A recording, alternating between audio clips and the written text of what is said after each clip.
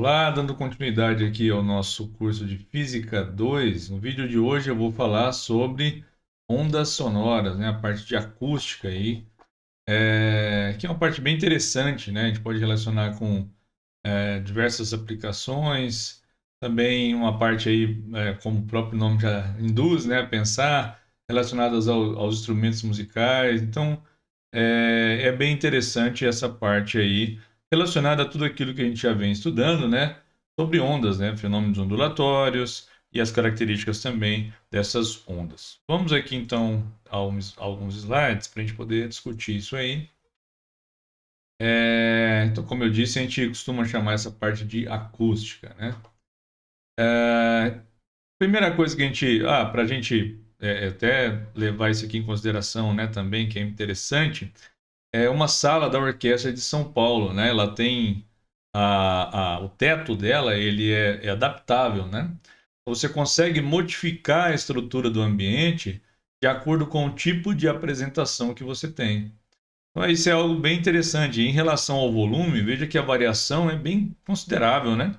Podendo aí de 12 a 28 mil metros cúbicos, né, de volume, de acordo com essa disposição do teto ali, do ambiente, né? Claro que você tem aí uma gama de profissionais, engenheiros de som e outros, né, que vão trabalhar com essa parte, deixando ali o ambiente preparado, né, de acordo com o tipo de apresentação artística que eu vou ter, né? Então, esse é algo aí interessante para a gente começar a esse estudo aí da parte de acústica, né? Lembrando um pouquinho sobre a classificação, né? O som, ele é uma onda, né? Em relação à natureza, uma onda mecânica, é uma onda longitudinal, né? Quem depois aí perdeu essas características relacionadas às ondas, quem não viu ainda esse vídeo, eu vou colocar um card aí em algum momento, levando a esse vídeo, né, onde eu falo um pouquinho sobre os fundamentos, né, as classificações das ondas, que pode verificar lá depois. E é uma onda também tridimensional, né? Ela se propaga ao longo ali das três dimensões espaciais, né? Lembrando aqui nessa ideia de uma onda longitudinal, então suponha que eu tenha ali um instrumento como um tambor ali, né, que ele produz ao vibrar aquela membrana dele, né, produz uma onda sonora. Essa onda se propaga no ar, né, através de compressões e rarefações. E se eu for pegar ali uma partícula, né, um ponto ali, o movimento seria um movimento oscilando em torno da posição ali de equilíbrio, né? Ao longo da direção de propagação da onda, por isso que ela é chamada de longitudinal. E essa distância entre duas compressões consecutivas ou rarefações, né, consecutivas, nos dá o que a gente chama de comprimento de onda, né? Em relação à velocidade do som, a velocidade do som ela vai depender do meio, né? A velocidade do som nos sólidos é maior do que a velocidade do som nos líquidos e é maior do que a velocidade do som dos gases, né? A título aqui é, de curiosidade, né? A 20 graus Celsius ali, 293 Kelvin, a velocidade do som no aço seria de 5.100 metros por segundo, na água de 1.450 metros por segundo e aqui ficou errado no caso, né? Seria não da água, mas no ar, de 343 metros por segundo, né? Com relação aos gases, né, nós temos uma dependência, uma variação com a temperatura. Então, nós temos essa equação de Laplace, onde relaciona aqui a velocidade, né, com uma constante. Essa constante ela vai depender, né, da natureza do gás em questão e a temperatura. Então, de acordo com a variação de temperatura, eu vou ter também uma variação na velocidade de propagação do som naquele meio, né? Então, essa equação, ressaltando aqui, ela é válida apenas para os gases, né? Em relação às qualidades, né, nós podemos ressaltar aqui algumas características, né, do som, né, das ondas sonoras. E uma primeira que é já uma curiosidade aqui interessante é a altura, né? Então, quando a gente fala em altura, o som está alto, né? No cotidiano, aí você geralmente está se referindo à intensidade do som, né? Mas a altura aqui para a gente, o conceito de altura está relacionado com frequência. Então, quando eu falo que um som é alto, fisicamente isso significa o quê? Que a frequência é alta, né? Um som é baixo, na verdade, o que isso significa para a gente é que a frequência é baixa, né? E aí, então, essa classificação seria entre um som, lógico, se eu falo uma frequência baixa, seria um som grave, né? E uma frequência alta seria um som agudo. Então, quando a gente fala em altura, o que a gente deve pensar aqui é com relação não à intensidade, mas à frequência. A frequência alta é um som agudo, frequência baixa é um som grave, né? No nosso caso, né, nós aí com uma audição normal, né, uma audição, e principalmente isso aqui vai variar muito com relação à idade, né? Vou colocar na descrição aí um videozinho para que vocês possam até testar como anda, né? Qual a faixa ali que vocês conseguem perceber, né? Dependendo da idade, isso vai variar com certeza. Mas a frequência audível para humanos, ela se encontra nessa faixa de 20 Hz a 20 mil Hz, né? Então, a menor ali seria de 20 Hz e a máxima de 20 mil Hz, né? São sons chamados de audíveis para nós aí. Abaixo de 20 Hz, eu tenho então o infrassom e acima de 20 mil Hz, o ultrassom, né? Também aí para a gente poder, de curiosidade, né, nós temos animais, né, outros animais, né, que eles percebem, né, frequências diferentes. Por exemplo, ali eu coloquei essa imagem que eu achei interessante. Elefantes, topeira, abaixo de 20 Hz, eles conseguem perceber, né? Ou seja, eles percebem sons ali que estão a uma frequência menor do que nós conseguimos perceber, mas também são limitados ali pouco do nosso intervalo auditivo ali, se a gente for comparar com esse gráfico que a gente vê na figura, né? Só a gente comparar até onde iria aqui aproximadamente. No caso dos cães e gatos, eles já percebem um som, grande parte da nossa faixa aí auditiva, né, dos 20 aos 20 mil Hz, grande parte eles já conseguem perceber essas frequências e percebem também acima de 20 mil até 40 mil Hz aqui, no caso de cães e gatos. E golfinhos, né, e morcegos, olha a faixa aí, o espectro sonoro, né, estaria aí também parte do nosso campo aí auditivo, mas até chegando próximo aqui até 160 mil Hz, né? Os animais, né, como os morcegos, por exemplo, utilizam, né, a emissão e recepção dos sinais sonoros, né, para locomoção, né? Então, a gente consegue, inclusive, interferir nisso, né? É possível até interferir caso a gente esteja ali numa região onde esses animais estejam também, né? Para fins de localização, né, ou para medição, ou para pesca, né, são utilizados também os sonares, né? Ele pode ser utilizado para encontrar cardumes de peixes, para medir profundidades, né? Onde você está explorando, etc., né? Descobrir também diferentes relevos, né, subaquáticos e etc., né? Outra curiosidade também é os exames, né, de ultrassonografia ou ecografia, onde a gente utiliza, né, onde no exame ele se utiliza a emissão e recepção de ondas, né? Então acontece ali um processo de reflexão dessas ondas, né? E esse intervalo de tempo entre a emissão e a recepção do sinal emitido é o que vai permitir a formação das imagens, né?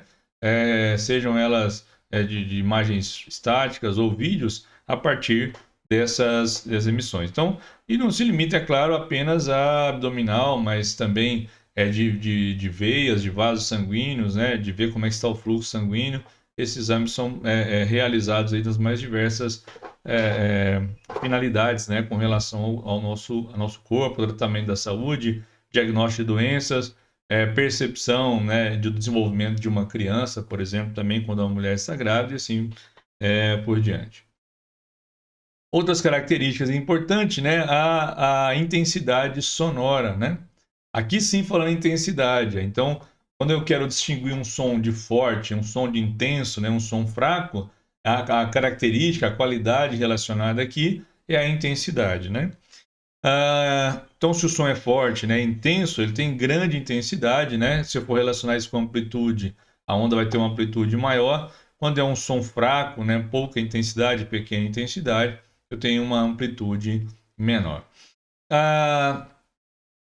A intensidade ela pode ser dada, né, ela pode ser estudada aqui a partir da potência, né, e a área daquela frente de onda, né, ocupada por onde aquele som, né, está, aquela onda sonora está atingindo, né. E essa intensidade é dada em termos então de unidade da potência, né, que é o watt, por unidade de área, que é o metro quadrado, né. O I0 aqui seria para nós, né, ao mínimo audível ao ser humano, né? Então, essa intensidade mínima é capaz de sensibilizar o nosso sistema auditivo, da ordem aí de 10 a menos 12 watts por metro quadrado. E o máximo, né, seria de 10 a 0, né? Ou seja, 1 watt por metro quadrado seria o máximo tolerável ao ser humano. Geralmente, a gente não vai falar tanto dessa intensidade, né? Quando a gente estiver estudando aqui, dando uma olhada, né? Quais são os tipos ali de, de, de, de barulhos, né, de ruídos e até mesmo de som, né, porque a gente pode fazer essa diferenciação que é capaz de provocar danos ao nosso organismo, né? Então, ao invés de falar nessa intensidade em si, ou até numa outra pressão sonora, outro nome que vocês podem ver, fala-se muito, né, no nível sonoro, ou nível de intensidade sonora. Veja que esse nível sonoro, que é representado por essa letra beta, ele é definido em termos de um produto aqui, né, de um logaritmo, por um logaritmo, onde eu tenho a razão da intensidade, né, pela intensidade mínima, a intensidade daquele som, né, daquele ruído que eu estou medindo pela intensidade mínima. Essa razão aqui, né, dentro dessa função logaritmo me dá o nível sonoro, né? A unidade mais, né, tida dessa maneira, né? Por isso da multiplicação ali, é o decibel, né? E no plural, geralmente, né, a gente já naturalmente iria falar em decibéis, né? Mas nas normas é mais utilizado o decibéis, mas é aceito também o termo decibéis, tá? Mas não é incomum você encontrar isso em algum artigo, alguma coisa que você esteja lendo, falando sobre nível sonoro, a utilização do termo decibéis para o plural, né? Então esse é o nível sonoro ou nível de intensidade. Aqui, para a gente poder ter uma ideia, né, em relação a isso, ó, fica um pouquinho pequena a letra, mas é para a gente pegar todo esse espectro aqui, né? Se eu tiver em torno de 10, 20, 30 até 50 aqui, né? Está dentro de uma escala chamada de repousante. Então, no quarto, deserto, uma cama isonorizada, aí sim, né? Uma sala de estar calma, né? Chegaria aí até os 50, né? No escritório ali está nesse limiar. Um grande armazém, janela sobre a rua, rua animada, restaurantes ali, aí já está no incomodativo, né? No restaurante, ainda nessa faixa, né? Com muito barulho ali, com muita agitação. O fatigante, né? A chegada de um trem de passageiros à estação, alarme de viatura, né? E música no fone de ouvido, dependendo até mesmo dessa intensidade aí, né? A passagem de um comboio numa estação, então já está no fatigante. O perigoso, martelo pneumático, né? Passagem de um Fórmula 1, ouvido da tribuna. Veja que aqui, ó, o 120, né?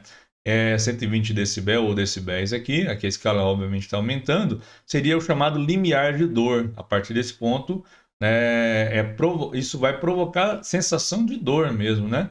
No nosso organismo. E aqui nós teríamos passagem de um Fórmula 1, motor de avião na proximidade dos reatores, decolar de avião. Se vocês perceberem, nessas situações aqui, ó, no aeroporto e tal, até mesmo ali assistindo uma corrida de Fórmula 1, não é incomum as pessoas utilizarem aqueles fones de proteção, né?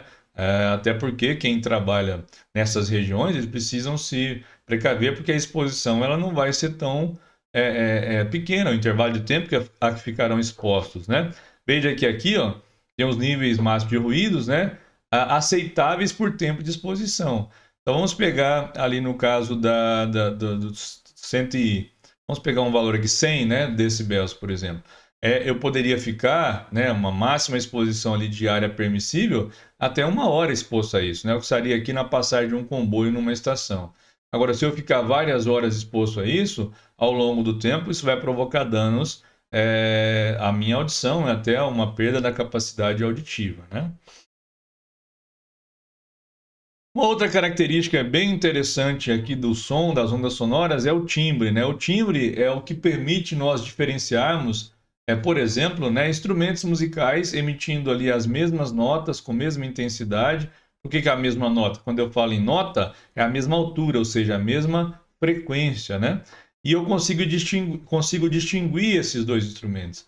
Por exemplo, pegar uma flauta e um piano emitindo a mesma nota, né? Mesma frequência, com mesma intensidade, eu consigo separar, eu consigo identificar quem é a flauta e quem é o piano, né? Então, essa qualidade do som, essa qualidade que a gente tem aí é chamada de timbre. Quem gosta, estuda música, já conhece isso aqui, agora vendo aqui dentro da física, né? E aí nós podemos falar um pouquinho sobre os fenômenos ondulatórios, né? Os fenômenos ondulatórios, quem está acompanhando aí os vídeos, nós já falamos sobre isso no outro vídeo, vou colocar aí o card aí acima também, mas nós podemos agora falar mais especificamente dentro das ondas sonoras, né? Falar desses fenômenos ondulatórios aqui dentro do estudo de ondas sonoras, dentro da acústica, né? Até tem aqui uma concha acústica, né? Essa figurinha representando aí que é algo comum em apresentações artísticas também. O primeiro que eu vou falar aqui é sobre a reflexão, né? Então imagina que nós temos aqui uma fonte, essa fonte, né, ela emite uma onda sonora, essa onda ela vai chegar diretamente até a pessoa, o observador, mas vai chegar também refletida em obstáculos, né? Isso aqui até nos permite também falar sobre algumas coisas que vocês já ouviram com certeza, mas agora a gente pode trazer aqui para a nossa matéria, né? O eco, né? A reverberação e o reforço, né? Para além desses valores, aqui o intervalo de tempo maior ou igual a 0,1, menor do que 0,1, igual a zero, é entender o seguinte, né? Que quando eu falo em eco, é que você consegue perceber nitidamente a diferença entre a onda emitida e a onda refletida. Então, se esse intervalo de tempo é maior do que esse valor ali, quer dizer que eu vou conseguir perceber essa diferença entre a onda emitida pela fonte e a reflexão, ou seja, essa onda vai encontrar um obstáculo, vai ser refletida, vai voltar. É isso que a gente chama de eco, né? Agora, quando eu tenho a reverberação, quer dizer que eu consigo ali, a onda emitida, né? Ela está terminando e eu já percebo a reflexão imediatamente após, né? A onda refletida imediatamente após. Então, isso é chamado de reverberação. Alguns instrumentos aí, como instrumentos de sopro, né? Muitas vezes utilizam lá um recurso nas mesas de som, que é o reverb, né? É legal, só que também utilizado de forma errada ou exagerada, acaba ficando ruim o efeito, né? Não fica muito interessante, mas é uma outra curiosidade aí legal para a gente comparar, né? O reforço já seria que você não consegue perceber essa diferença entre a onda emitida e a refletida e, no caso, eu teria apenas uma contribuição para o aumento da intensidade, né? Da percepção desse som, né? Outro fenômeno que a gente já estudou, que é a refração, né? Só recordando que quando eu falo em refração, o interessante é a mudança de meio, né? Como vocês viram acima aqui, o som ele tem velocidade diferente em meios diferentes. Obviamente que se passa de um meio para outro, eu vou ter alteração, né, na velocidade, consequentemente o comprimento de onda vai ser diferente, mas a frequência ela permanece a mesma, tá? Essas são as características importantes quando a gente fala de refração.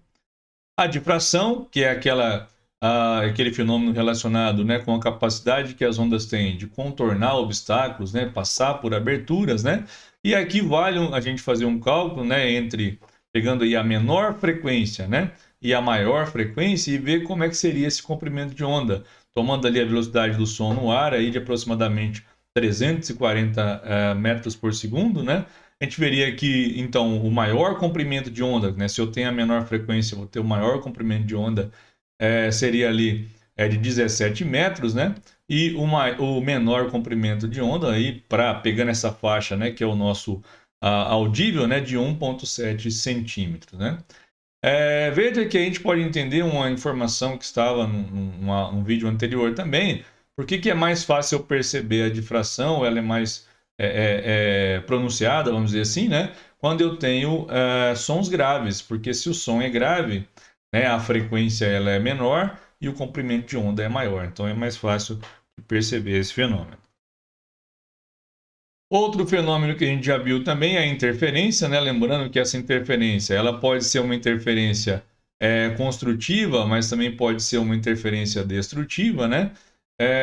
Inclusive eu posso obter pontos ali com fontes bem colocadas e posições bem definidas, onde a frequência, a interferência vai ser totalmente destrutiva e você não vai ouvir nada, né? O que seria algo aí bem curioso, né? Bem interessante.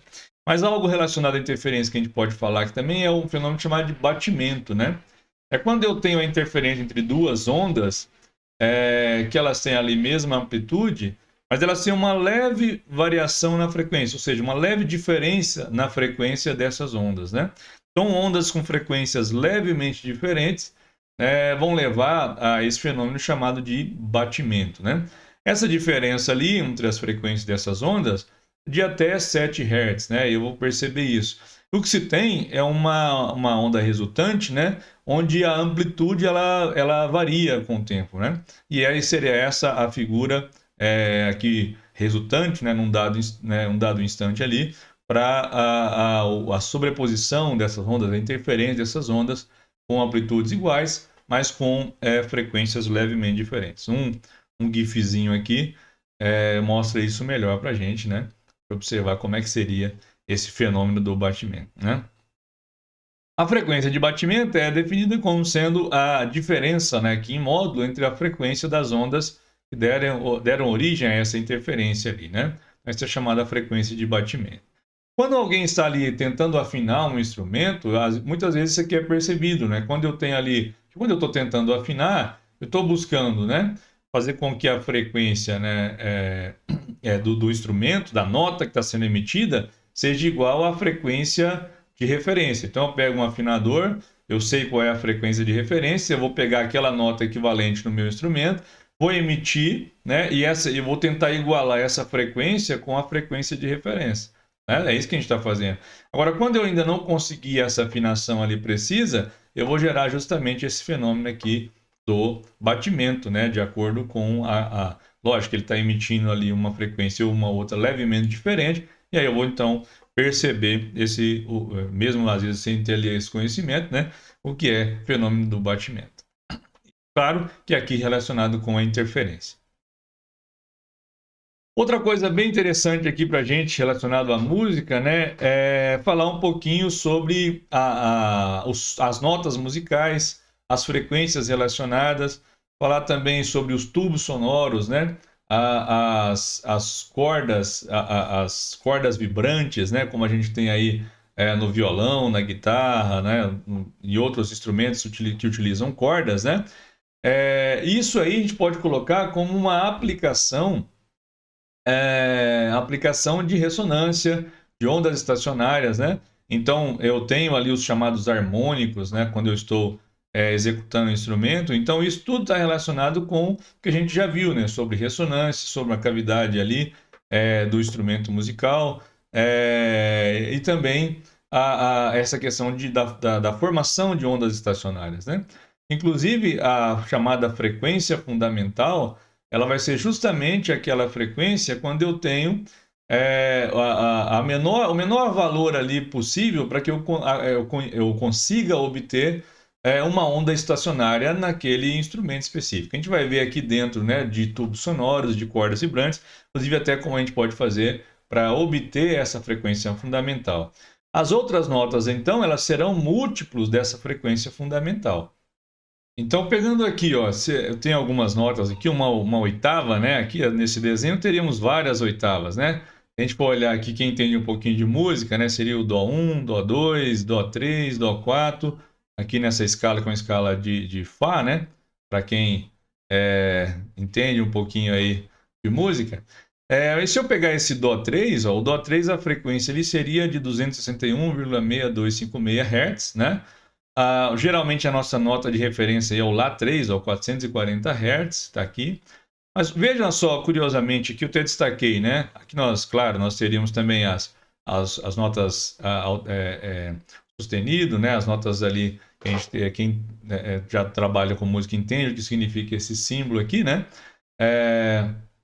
Mas eu destaquei aqui o Dó3 e o Dó4, né?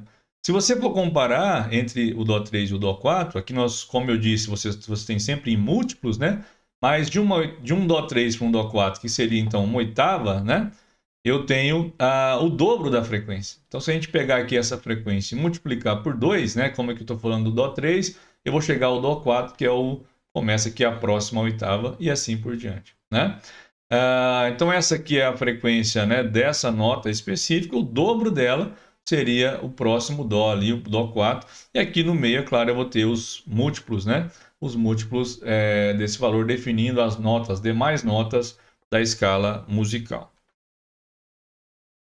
Recordando que nós vimos em ondas estacionárias, né, como eu disse já, quem não lembra muito bem, assista novamente o vídeo ou veja pela primeira vez, né, se nós temos um padrão, e esse padrão é dessa forma, né? Essas ondas, elas podemos pensar que uma onda emitida, refletida, e eu tenho ali a interferência dessas ondas, levando a um padrão que é esse que a gente está vendo aqui em azul nesse gifzinho, né? E é um padrão onde nós temos pontos de máxima amplitude, né? Que são chamados de antinodos ou ventres, né? E padrões e um ponto onde a amplitude é nula, que são chamados de nodos ou nós, né? Então, o nodo, né, é definido aqui nesse ponto e aqui o antinodo, né? Cada ponto desse onde eu tenho ali a amplitude nula, né? Amplitude zero aqui, o resultado da interferência destrutiva, né?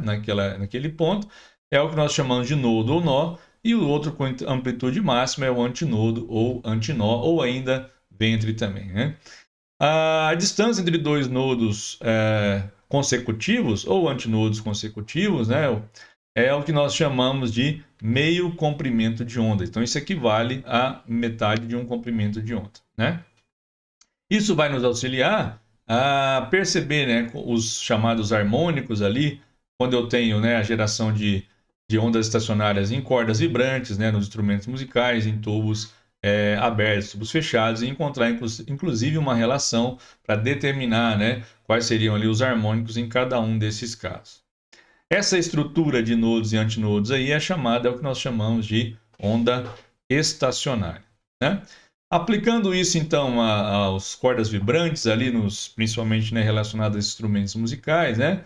Se eu pegar aqui uma corda, né, nesse caso, ela com esse padrão aqui, né, com esse tipo de perfil que nós estamos vendo nessa primeira figura, nós teríamos aqui então que esse comprimento da corda estaria equivalendo aqui a metade de um comprimento de onda, né? Então já posso relacionar aqui meio comprimento de onda, né? Então essa distância entre dois nodos aí, meio comprimento de onda, é igual a L, é igual ao comprimento da corda, né?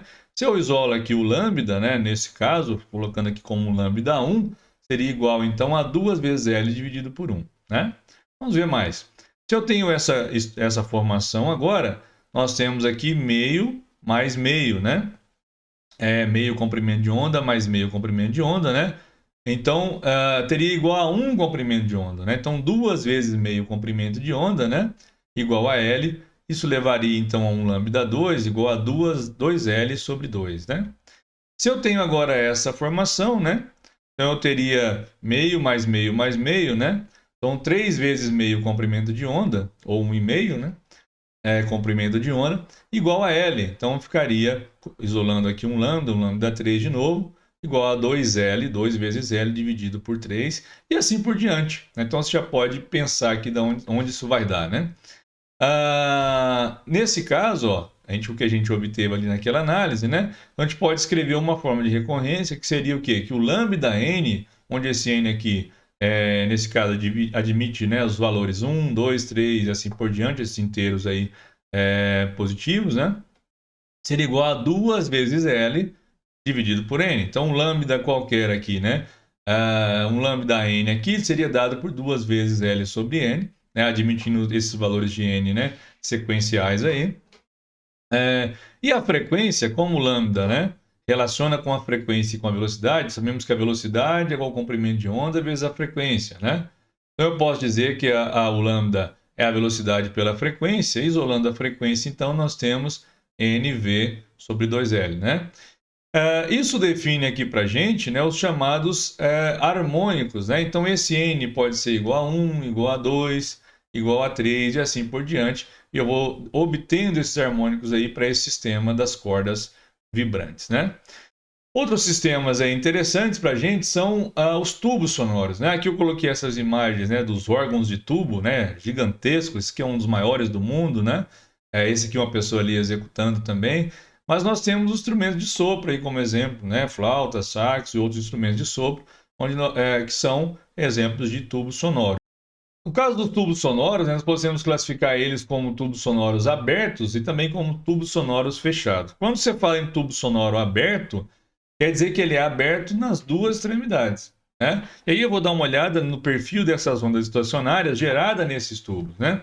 Então aqui eu tenho, ó, se eu for pegar, né, do ventre até o nodo ali, eu teria 1/4 do comprimento de onda. Então 1/4 mais 1/4, meio comprimento de onda, né? Nesse caso aqui eu tenho 1/4 mais meio mais 1/4. Então eu tenho 1/4 mais meio mais 1/4, né? Então eu vou ter aqui, na verdade, 4/4, né?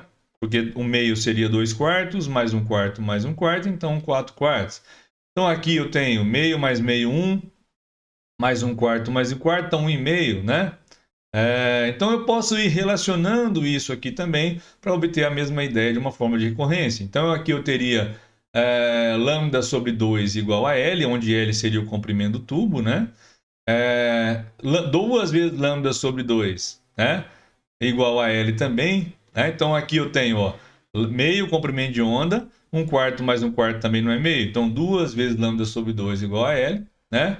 Aqui eu tenho meio, mais meio, né? 3 vezes meio comprimento, que 1/4 mais 1/4 é meio, então 3 vezes meio comprimento igual a L. Então a gente tem que o lambda 1 seria igual a 2L sobre 1, 2L sobre 2 o lambda 2, 2L sobre 3 e assim por diante para os diferentes harmônicos que eu obtiver, né? Então, para o caso do tubo aberto, a gente pode constatar o quê?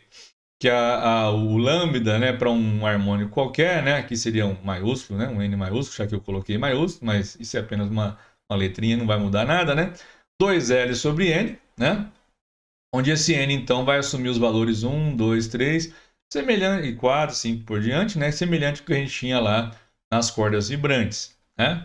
E a frequência, né, se eu isolar aqui, lembrando que relaciona com a velocidade com a frequência, né? Eu posso isolar então a frequência, ficaria N vezes V sobre 2L, né? NV sobre 2L me daria as frequências aí para cada um desses harmônicos, né? 1, 2, 3 e assim por diante, né? Agora, no tubo chamado de tubo fechado, né? Quer dizer que ele é fechado em uma extremidade, né? Se ele é fechado em uma extremidade, como é que eu poderia obter então esse padrão aqui, né? O primeiro possível é onde eu tenho 1/4, né, de comprimento de onda, né? Eu teria a distância entre um ventre aqui e um nó, então 1/4 do comprimento de onda. Nesse caso eu tenho meio, que é 1/4 mais 1/4, mais 1/4, então 3/4, né? Aqui eu tenho meio, que seria 4/4, né? Mais 1/4, então 5/4 aqui. De tal forma que meu lambda 1, então, eu poderia escrever, né? Lambda 1 sobre 4, ou lambda sobre 4 igual a L, onde L é o comprimento do tubo, né? Aqui eu teria 3/4, né? Igual a L, então eu posso escrever que meu lambda 2 seria 4L sobre 3, né? E 5/4, né, de lambda é igual a L, ou que meu lambda é igual a 4L sobre 5. Veja que aqui agora só os ímpares, né? 1, 3, 5 e assim por diante, serão os harmônicos aqui obtidos nesse tipo de tubo, chamado de tubo fechado, né? Então nós podemos obter também uma fórmula de recorrência, onde esse lambda, né, o comprimento de onda vai ser determinado, né, para esses harmônicos, como sendo 4L sobre N, lembrando que o N, então, apenas os ímpares, né? E a frequência, fazendo aquela mesma relação, é dada por N vezes V sobre 4L, né? Então, para cada valor de N diferente, eu poderia definir essas frequências desses harmônicos, né? F igual a 1, F igual a 3, F igual a 5, sempre os ímpares aqui, no caso do tubo fechado, a gente obteria essas frequências. Para finalizar, a gente pode falar de algo que com certeza vocês já perceberam, né? mesmo sem se dar conta talvez disso, que é o chamado efeito Doppler, né? O efeito Doppler aqui no caso a gente está falando para o som, mas ele também pode acontecer para outras ondas, para a luz, por exemplo, pode ter também observado o efeito Doppler. No caso do efeito Doppler, o que é interessante a gente observar aqui é um movimento relativo, né, entre a fonte e o observador. Se houver movimento relativo entre fonte e observador, haverá também uma percepção de uma frequência diferente. Onde que vocês já viram isso aqui, mesmo sem talvez se dar conta, né? É só você lembrar aí quando você está ali parado e uma ambulância, um carro de corpo de bombeiros, algum desses, ou polícia, né, com sirene ligada, ele está ali em movimento em relação a você. Quando ele está aproximando, você vai percebendo o som, né, a frequência ali, você vai tendo uma sensação de uma frequência diferente do que quando ele está afastando de você. Diferente também de quando se ele estivesse ali parado em relação a você, né? Quando ele está afastando, essa frequência ela vai ficando mais grave ali, né? E quando ele está aproximando de você, essa frequência vai ficando mais aguda, né? E é isso que a gente vai observar, né? Aqui nesse caso, ó, veja que eu tenho dois observadores, né? Observador 1 e 2, e o carro aqui que estaria se movendo no sentido aqui pela seta indicada, né? Indo aqui, aproximando do observador 2, né? Como ele está indo em direção aqui, né, ao observador 2, né, ele iria perceber uma frequência maior do que a frequência verdadeira, a frequência real, né? Enquanto o observador 1, onde acontece esse afastamento, ele iria perceber uma frequência menor, um som mais grave em relação à frequência realmente emitida, né? Existe, é claro, uma maneira da gente calcular isso aí, da gente obter isso aí, que é a frequência observada, né, em relação à frequência emitida pela fonte, relacionando aqui com as velocidades, né? Geralmente a gente pode definir esse sentido aqui como sendo positivo do observador para a fonte, né? Então, se eu pegar um caso aqui em que o observador esteja parado, então a velocidade que seria igual a zero, né? E vamos dar uma olhada só no denominador aqui. Claro que aqui eu tenho a velocidade do som, que seria algo, né, fixo ali para aquele ambiente, né? E aqui a velocidade da fonte, né? Se o observador está parado, né? E a fonte, a fonte, no caso, que ela está indo de encontro ao observador, né? Ela estaria no sentido oposto aqui, certo? Então aqui seria negativo. Sendo negativo, né, esse denominador aqui seria menor do que o numerador, considerando aqui V igual a zero, o observador inicialmente parado, né? Claro que essa frequência observada, então, ela vai ser maior do que a frequência da fonte, porque eu vou dividir um número por um número menor, então esse aqui vai dar um número maior, né? Consequentemente, essa frequência observada ela vai ser maior do que a frequência realmente emitida pela fonte.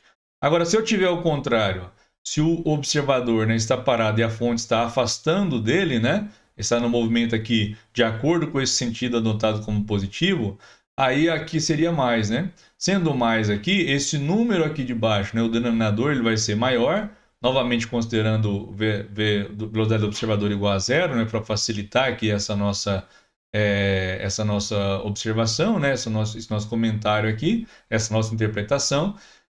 E aí, se eu for dividir esse número, né, por um número maior do que ele, porque aqui é a velocidade do som também, então vou dividir esse número por um número maior do que ele, né? Se eu divido um número por outro maior do que ele, é claro que isso aqui vai dar um número menor, né? Consequentemente, a frequência observada vai ser menor do que a frequência realmente emitida pela fonte. O som, ele vai ser um som mais grave, ok?